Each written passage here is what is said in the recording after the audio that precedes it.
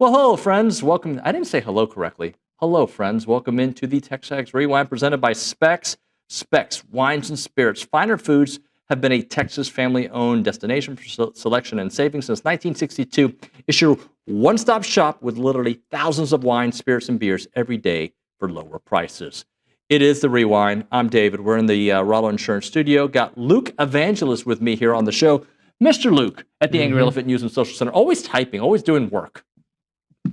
This is what I'm working on. Some content for the weekend. Oh, if you guys could see what I just saw. I didn't see anything. There's some glare. And imagine what Richard would say if it was just the non-conference basketball schedule. He would lose his mind, but it's not that. I promise it's not that. So what's your favorite part of today's show? Max Wright, my mustache bro. Okay, but what about it? When I hear Max Wright talk, not only do I hear a guy who's played a lot of football, but I hear a guy who loves A&M and knows the personnel very well. We bring in a lot of former players, like we will have tomorrow, and Stephen McGee and Ryan Swope, but none of them played with the tight end room or was lined up with the offensive line. I think that's a shot at Stephen McGee. That's how I took it. No, Stephen McGee knows ball, but Max Wright could tell me what Trey Zune's favorite food is, probably, and he could tell me different preferences he has on the football What's field. my favorite food? Chicken and rice. No, Easy. it's not rice. Chicken, rice, and broccoli. No, God bless. Chicken, mashed potatoes, and broccoli. Also on the Rewind, I think Max was great, by the way. But how about Randy McCown? Yeah, Randy was phenomenal. Yeah, thank you very much. Obviously, he knows ball because he's related to somebody who's playing this weekend. Yeah. And Peter Burns, was he good? Peter Burns was always great. You didn't listen to that one, did you? I was busy. Yeah, I thought so. And then OB, you definitely listened to OB. Of course, I listened to OB. Do you see what he posted on Twitter? I don't go to Twitter anymore. You need to. It's awesome. What did he post? A picture of him in Cease in Hawaiian shirts. And he was like, we don't follow fashion trends, we set them. This is true. OB's old. All right, it's the Rewind. Check it. Whereas it's probably would be beneficial to sometimes take the step out of bounds, just hey, especially at the end of a 20-yard game. Mm-hmm. I would hope that attitude permeates throughout this entire team. Yeah. No, look. Except for I want my people to be Marcel. safe. I recognize sometimes you've got to, it's a risk versus reward situation. That seemed like a routine football play. Now, I'm not saying who was it that was on the show yesterday that said they thought it was a dirty hit? To me, that's just football. Jamie McCoy. And I probably have to go back and look at it again a fifth time. But I want a running back who is going to fight for every inch. Okay, when you're an 11-1 team, a 12-0 team, maybe it's okay every once in a while to like protect yourself. A&M is fighting to do something they haven't done in a long time. Except they were a 7-1 team. Well, at the time they were. Yeah, good point.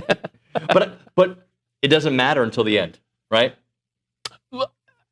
I'm not saying that he should have stepped out of bounds. I'm saying had he stepped out of bounds, he wouldn't have gotten hurt, and maybe you win that game. Yeah. Because there were some 4th and 1s that he would have gotten the ball, and maybe you beat Auburn and some others. But you like the attitude. But I love it. That's what I want. And with the exception of Marcel, that's what I want everybody, the attitude of everybody on the team to have. Just so somebody doesn't send this awful announcing or one of those people, I never want anybody hurt. But the fact that he got hurt means he's here this year to do something special. No, that's true, because he did say, hey, and I haven't gotten hurt, and I've been in the NFL. And he would be in the NFL. Yeah.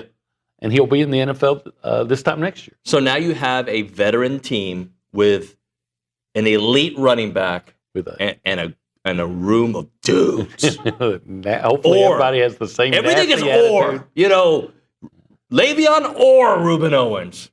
Amari or Jamaria Morrow, or. A lot of ors on there. I like the or. So this weekend, interesting quarterback on the other side. Your nephew, Olin Buchanan. What can you tell us about him as a quarterback? Well, Owen is, first off, he's a great kid. You know, Josh and Natalie did a phenomenal job just raising a fine human being.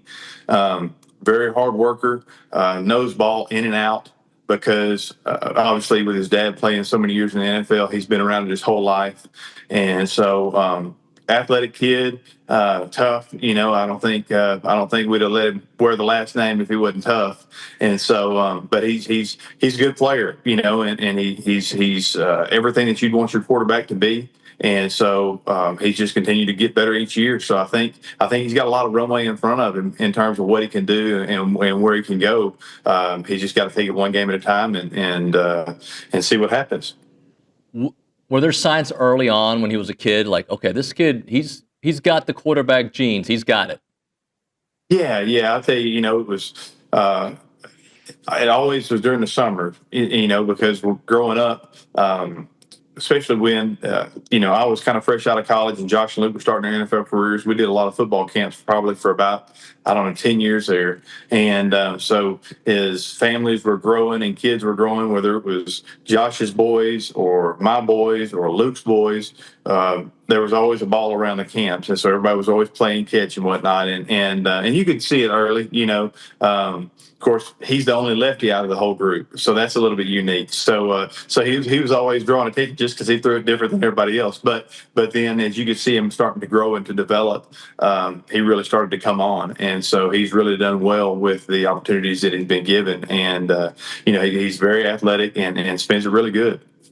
Randy, I mean, I'm sure you're aware and you feel it, but like how unique your family situation is, like elite quarterbacks running the family. I mean, that's.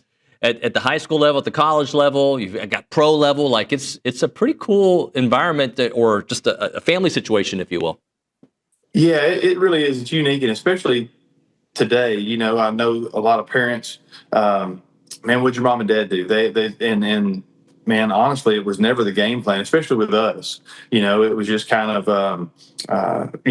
The first college football game that I ever attended was on my recruiting trip at A&M. And so it never was a deal of like, hey, let's try to do this how it turned out. And so now you got, what I was able to do, and then what Josh and Luke did their years in the NFL. And then you've got Owen, you got Aiden. Those are Josh's two boys. They're playing quarterback. You got Ryan, you got Brady, which are my two sons that are playing quarterback.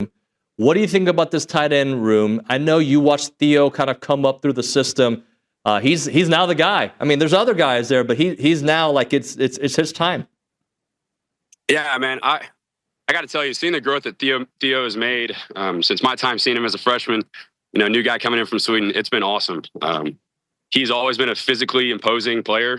He's always had the intangibles to be a great and elite tight end. But I think getting to see him really come into himself and come into his role as not just the receiving guy, which is more what he was used to in Sweden, but also being physical in the blocking game and just stepping into the role that you have to be to play the tight end position in the SEC. It's been awesome. I've been talking with him quite a bit leading up to this season. I know that he's really excited to get out and have a breakout season for this team. I think that tight end room is deeper than people realize. I think that they brought in some talent in the offseason through the transfer portal. That's really going to help Theo, get to have guys out on the field with them that can be physical in the blocking game, but also be elite threats in the passing game as well. So I'm excited to see what the tight end room is going to do. Yeah, really am. I was going to say, Max, like I look at some of these names. I don't know if you've made it to a practice, but like they all come with something that you need from the tight end room, right? They're guys that are very good blockers, guys who can be a pass catcher, guy who can be a wide receiver threat at the tight end position. You got Keati Armstrong, the freshman, who we expect to be a beast here in the future. Just when you think about the different pieces that Coach Klein's going to have there at tight end. Yeah, I think they were intentional about what they went out and got in the offseason, man. I think that you could see it. The Alabama transfer, having a lengthy guy who can go out and make plays, who's elite speed from the tight end position, who creates mismatch problems. The transfer from Nebraska, I believe, Nate, who's a physical blocker in the run game. Watching his film, I love the way that he gets in it.